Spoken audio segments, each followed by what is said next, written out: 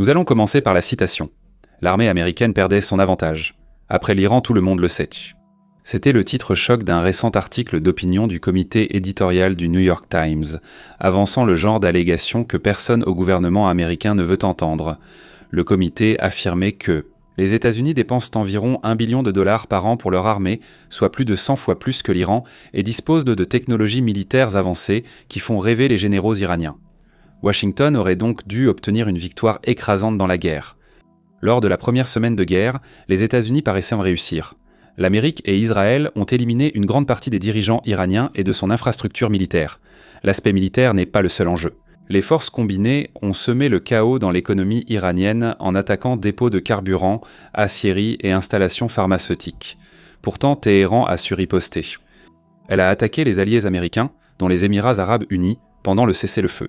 Elle a privé le monde entier de la possibilité d'utiliser le détroit d'Ormuz et a menacé d'imposer des péages sur l'une des voies navigables les plus cruciales au monde. Plus important encore, l'Iran a attaqué plusieurs bases américaines au Moyen-Orient, comme l'a montré une analyse d'images satellites du Washington Post. Depuis le début de la guerre, les frappes aériennes iraniennes ont endommagé ou détruit au moins 228 structures ou équipements dans la région, dont des dépôts de carburant, des avions et des équipements clés de radar, communication et défense aérienne. La destruction est bien plus importante que tout ce que Washington avait publiquement admis ou que ce qui avait été rapporté auparavant. Cela, ajouté au fait que l'Iran a forcé les États-Unis à négocier pour atteindre leurs objectifs de guerre, a poussé beaucoup de gens, pas seulement le comité éditorial du New York Times, à se demander si les États-Unis ont perdu leur avantage. Est-ce vrai ? L'armée américaine est-elle mal préparée à la guerre moderne ?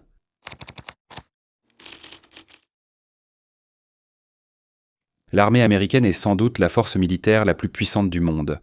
Une grande partie de cette puissance provient des sommes colossales, dépensées pour des systèmes avancés, des avions de chasse, des missiles, des sous-marins et d'autres technologies qui permettent à Washington de projeter sa puissance à travers une grande partie du monde en quelques secondes seulement. Les avions de 5e génération comme le F-22 Raptor et le F-35 Lightning ou le bombardier furtif B-2 Spirit des États-Unis sont tellement avancés que très peu de pays possèdent quelque chose qui puisse les égaler.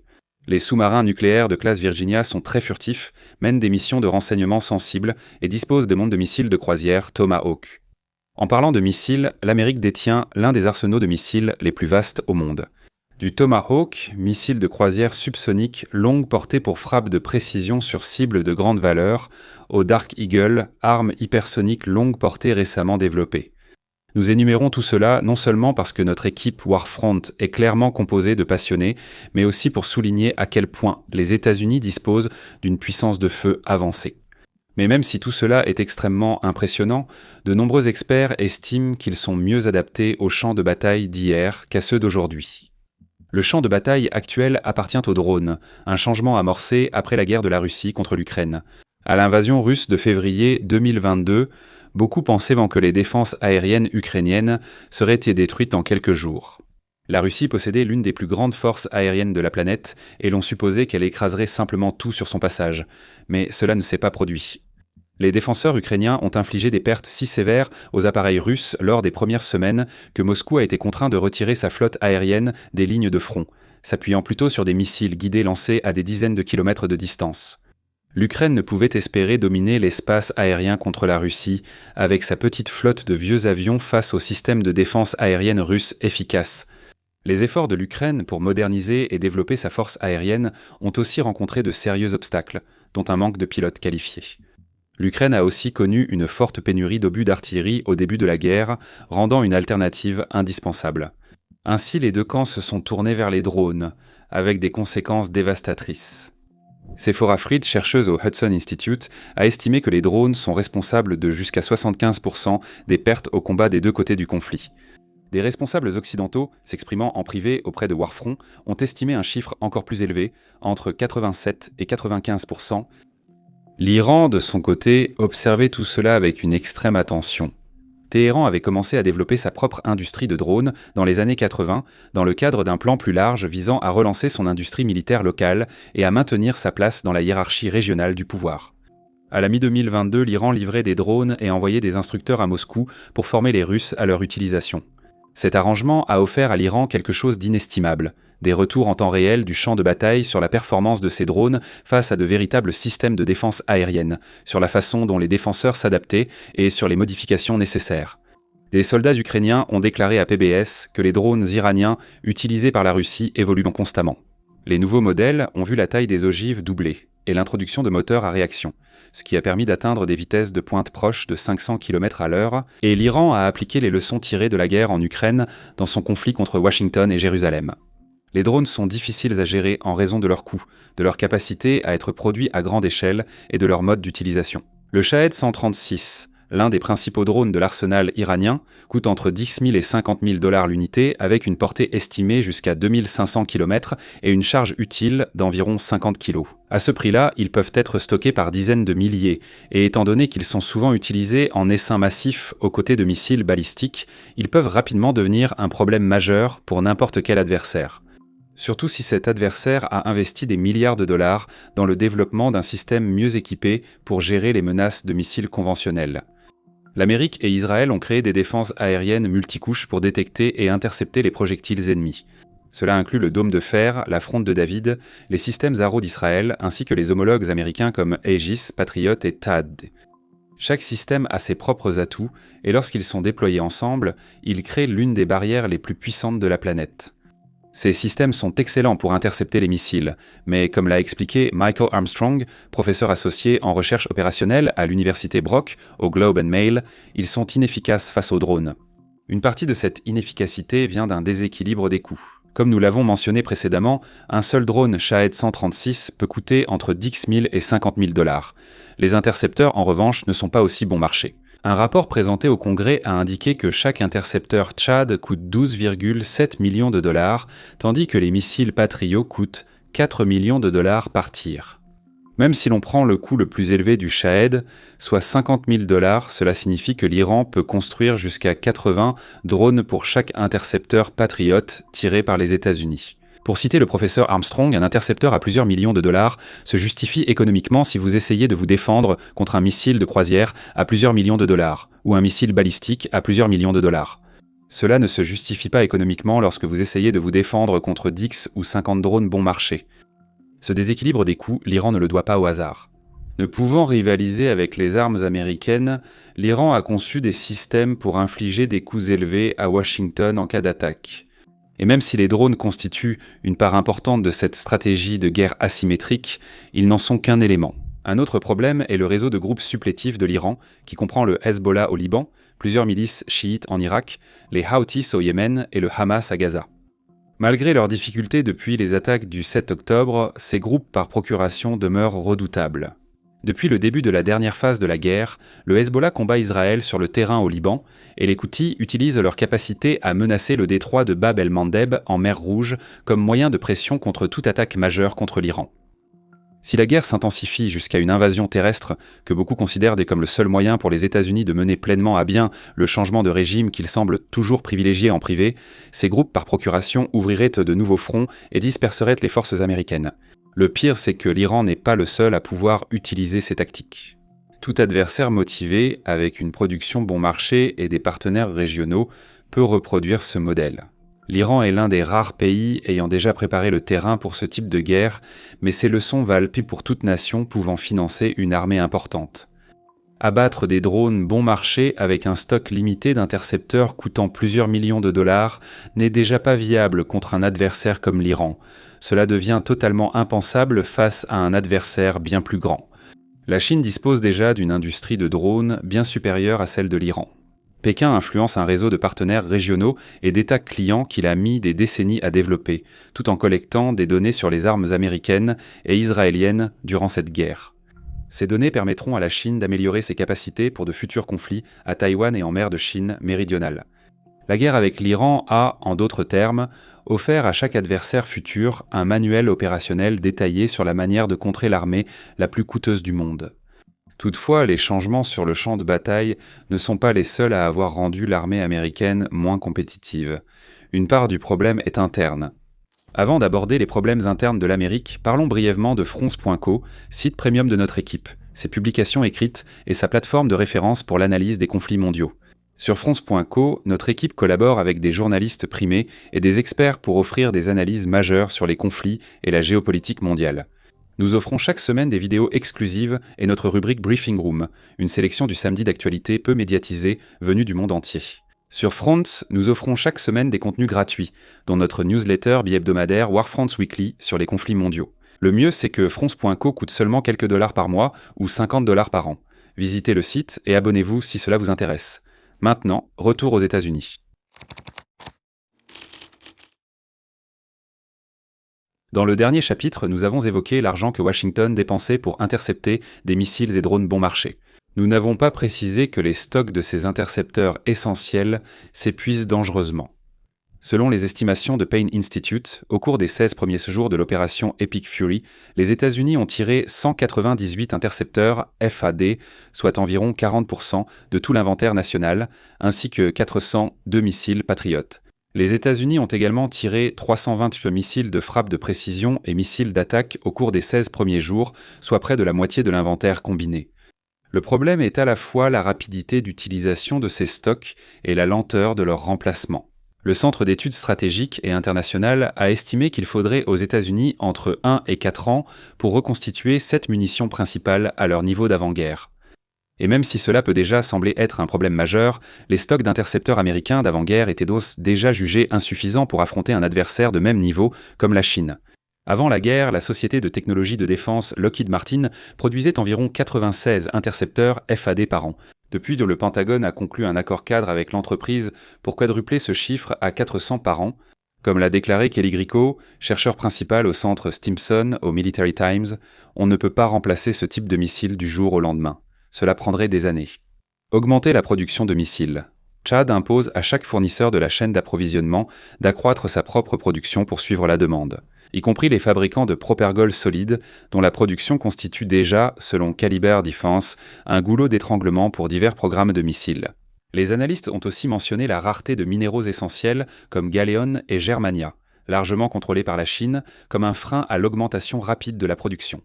Bien que la pénurie d'intercepteurs ait dominé la presse, elle n'est pas la seule pénurie majeure révélée après la guerre avec l'Iran. La guerre a mis en lumière la pénurie d'une catégorie spéciale d'avions connue sous le nom de système aéroporté d'alerte et de contrôle, ou AWACS. L'appareil AWACS principal de Washington est le E-3 Sentry, un Boeing 707 fortement modifié qui est en service depuis les années 1970. Sa principale caractéristique est le grand dôme radar rotatif au-dessus de son fuselage, offrant une vue à 360 degrés de l'espace aérien.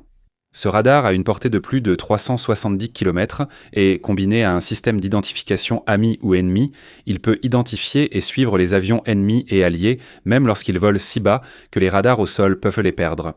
Selon Aircraft Insider, un E-3 en vol pourrait détecter un drone iranien Shahad entrant environ 85 minutes plus tôt qu'un radar au sol, ce qui fait la différence entre une réponse défensive organisée et une réaction précipitée. En plus de surveiller, l'appareil sert aussi de centre de commandement aéroporté, coordonnant les opérations sur tout un théâtre.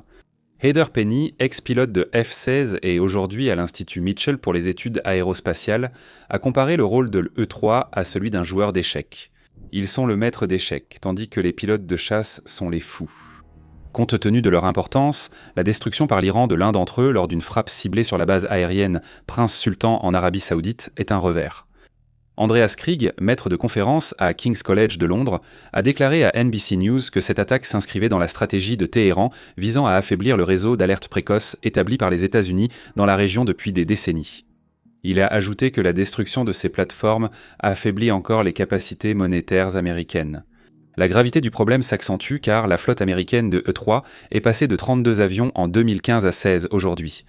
Aircraft Insider a rapporté qu'en 2024, la flotte avait un taux de disponibilité opérationnelle de seulement 55,68%, ce qui signifie que moins de 9 avions étaient disponibles opérationnellement chaque jour.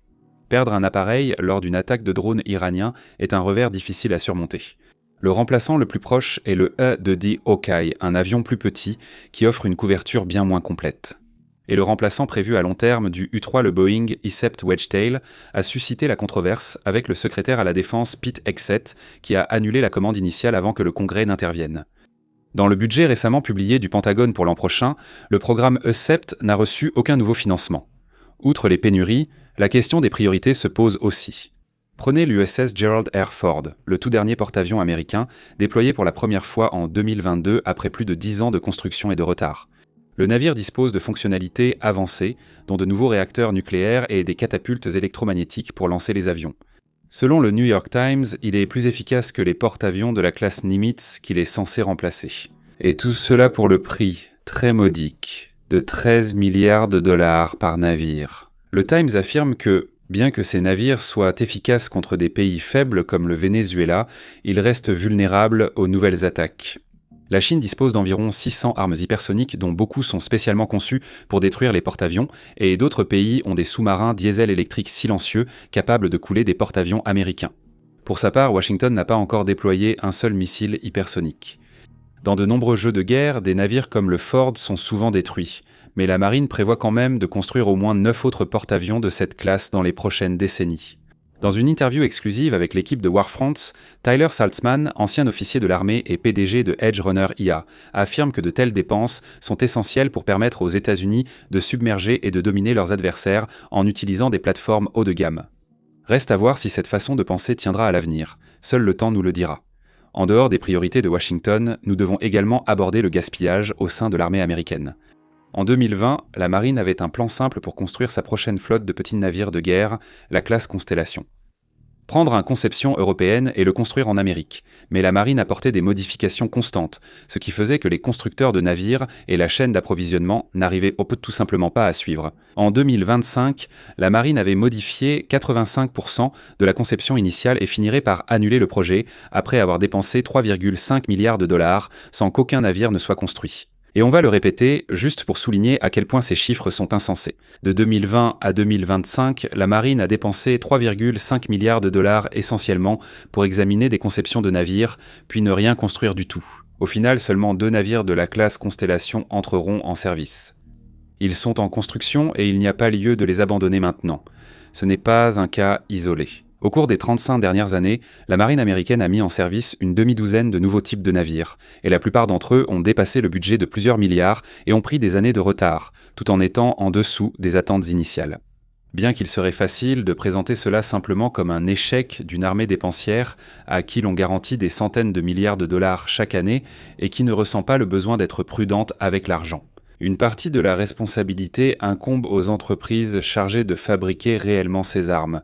Au début des années 1990, les États-Unis comptaient 51 grandes entreprises de défense, mais les fusions et consolidations ont réduit ce nombre à 5 acteurs dominants: Lockheed Martin, RTX, General Dynamics, Northrop Grumman et Boeing. Selon le Times, la consolidation a donné naissance à des entreprises de défense très compétentes pour naviguer dans les marchés publics, mais mal adaptées à la production rapide, qui est de plus en plus l'exigence déterminante des conflits modernes. Ces entreprises les construisent dans leurs modèles économiques autour de contrats à long terme, de petites séries de production et de prix élevés, ce qui signifie qu'elles peuvent facilement être dépassées par des entreprises dans des pays comme l'Ukraine, qui sont beaucoup plus agiles et flexibles dans leur production. Nous devons aussi parler de la culture de l'armée. Les officiers supérieurs protègent de souvent les tactiques et technologies ayant favorisé leur ascension, ce qui complique l'introduction de changements. Ces facteurs ont permis à la Chine de lancer l'une des plus grandes expansions militaires en temps de paix et de défier la domination militaire américaine. Pékin construit plus de 3 navires de guerre pour chaque navire américain, possédant désormais la plus grande flotte mondiale avec plus de 370 navires contre 296 pour les États-Unis. Les navires chinois ne sont pas aussi puissants ni aussi performants que ceux des États-Unis, mais la Chine construit réellement de nouveaux navires et ce n'est qu'une question de temps avant qu'elle ne prenne véritablement l'avantage simplement par le nombre. Joseph Nye, grand penseur des relations internationales, définit le soft power comme la capacité d'une nation à inciter les autres à agir selon ses souhaits grâce à des qualités qui donnent envie de l'imiter, de s'y associer ou de suivre son exemple. Le hard power, en revanche, c'est la puissance militaire d'un pays, sa capacité à imposer sa volonté aux autres par la force brute. L'Amérique a traditionnellement été maîtresse dans les 2 domaines, maniant aussi bien les avions de chasse que l'aide extérieure avec la même aisance. Mais cela est en train de changer.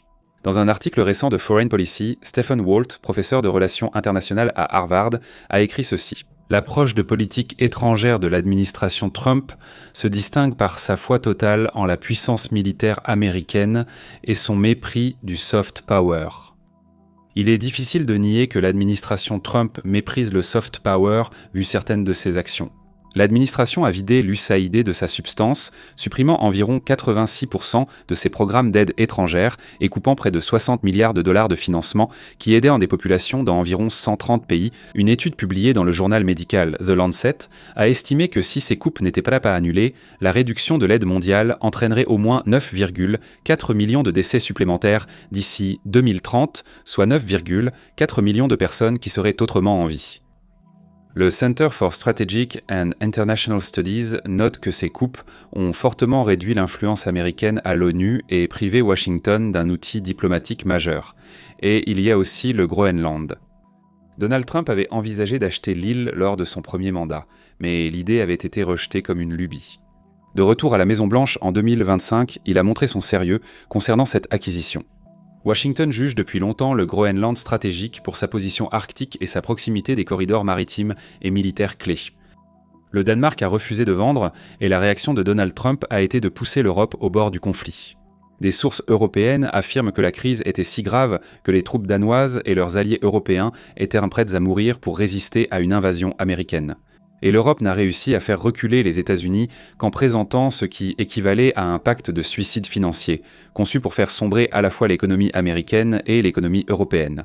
Ce ne serait pas la seule querelle entre Washington et Bruxelles pendant la deuxième administration Trump. Les deux étaient en désaccord sur presque tout, du discours de J.D. Vance aux dirigeants européens à l'accord commercial jugé humiliant pour l'Europe et sur la non-participation de l'Europe à la guerre en Iran. La querelle croissante avec l'Europe a culminé avec l'annonce que Washington retirerait 5000 soldats d'Allemagne au cours des 6 à 12 prochains mois. Trump annoncera plus tard que les réductions dépasseraient 5000 et pourrait aussi retirer des troupes d'Italie et d'Espagne. Mais le retrait des troupes n'est qu'un élément d'un problème plus vaste pour la sécurité européenne. Le principal problème est que le Pentagone a averti les alliés de l'OTAN en Europe de retard de livraison d'armes, car les États-Unis veulent reconstituer leur stock. Le Royaume-Uni, la Pologne et la Lituanie s'attendent à des perturbations. Les livraisons d'intercepteurs patriotes devraient également être affectées, ce qui constitue un problème particulièrement grave étant donné que l'Ukraine en manquait déjà avant même le début de la guerre. D'autres puissances ont vite comblé le vide laissé par Washington. Lorsque les États-Unis ont gelé presque toute l'aide internationale en janvier 2025, plus d'1 millier de cantines alimentaires d'urgence ont fermé au Soudan où une guerre fait rage depuis 2023. La Russie a vite envoyé de grands navires vers des ports africains, tandis que la Chine a dépêché des délégations agricoles pour renforcer ses partenariats sur le continent. Selon War on the Rocks, pour la première fois depuis la Seconde Guerre mondiale, les États-Unis ont cessé d'être le principal intervenant lors des crises de la faim, laissant la Russie et la Chine remplacer l'aide d'urgence par des systèmes conçus pour créer une dépendance permanente. En matière de défense, l'Europe se concentre surtout sur elle-même. L'Union européenne a dévoilé un plan de réarmement de 860 milliards de dollars qui vise à ce que 55% des achats militaires du continent proviennent d'usines européennes d'ici 2030. L'Allemagne a déjà transféré 92% de ses achats prévus vers des fournisseurs non américains. Le Danemark a opté pour le système SAMP-T franco-italien au lieu du Patriot. Le président de la Commission de la Défense estimant que Copenhague ne pouvait pas prendre le risque d'acheter des armes américaines. Malgré ces tentatives de l'Europe de renforcer son industrie de défense et de s'éloigner d'une dépendance excessive aux systèmes américains, nous devons reconnaître que dans de nombreux domaines, comme les chasseurs de nouvelle génération, il n'existe tout simplement pas d'alternative viable si ce n'est l'achat de matériel américain. Cela pourrait évoluer dans 10 ans, mais c'est la réalité aujourd'hui. Néanmoins, le fait que l'Europe envisage d'autres options est la preuve de la perte considérable de soft power de l'Amérique. Même si la perte de soft power est un coup dur, le vrai enjeu est de comprendre à quel point la puissance dure américaine dépend de son soft power. Pendant des décennies, les pays ont partagé des renseignements sensibles avec l'Amérique grâce à la confiance créée par l'aide, la diplomatie et les alliances. Bien que cet arrangement ait semblé fonctionner pour tout le monde, il y a de plus en plus de preuves que les alliés commencent à réévaluer la profondeur de leur coopération en matière de renseignement avec Washington. Selon l'Atlantic Council, le Royaume-Uni, le Canada et la Colombie auraient cessé ou ajusté le partage de renseignements sur les navires soupçonnés de trafic de drogue dans les Caraïbes, en raison de préoccupations concernant la légalité des frappes militaires américaines. Si davantage de pays décident de ne pas partager leurs renseignements avec Washington, nous pourrions nous retrouver dans une situation où Washington interviendrait à l'aveugle la plupart du temps. Cela posera problème dans les régions où ces agences de renseignement n'ont pas pu développer de réseau. L'Amérique a aussi besoin d'un accès concret à des bases dans le monde entier, en plus du partage de renseignements. Les États-Unis maintiennent plus de 128 bases dans 49 pays, et tout ce réseau n'existe que parce que les nations hôtes y consentent. Une nation hôte peut à tout moment révoquer l'accès des États-Unis, ou limiter l'utilisation d'une base et de ses forces dans un conflit. Chaque allié qui se sent contraint ou méprisé a de nouvelles raisons de fermer ou de restreindre la présence américaine, et en ce moment, Washington manque de bonne volonté auprès des pays qui détiennent les clés. Même si les États-Unis résolvaient les problèmes militaires évoqués précédemment, les goulets d'étranglement de la production, les problèmes d'approvisionnement, le gaspillage et la refonte militaire nécessaires pour contrer des adversaires dotés de drones comme l'Iran. Cela arriverait dans un monde qui a passé des années à s'adapter à l'idée que les engagements américains ne valent rien. Si cette tendance venait à se cristalliser, alors les États-Unis pourraient se retrouver à mener la prochaine guerre sans l'outil qui a joué un rôle clé dans leur succès jusqu'à présent. Le soutien du reste du monde. Cela pourrait marquer la fin de l'ordre établi après la Seconde Guerre mondiale. Merci de m'avoir regardé.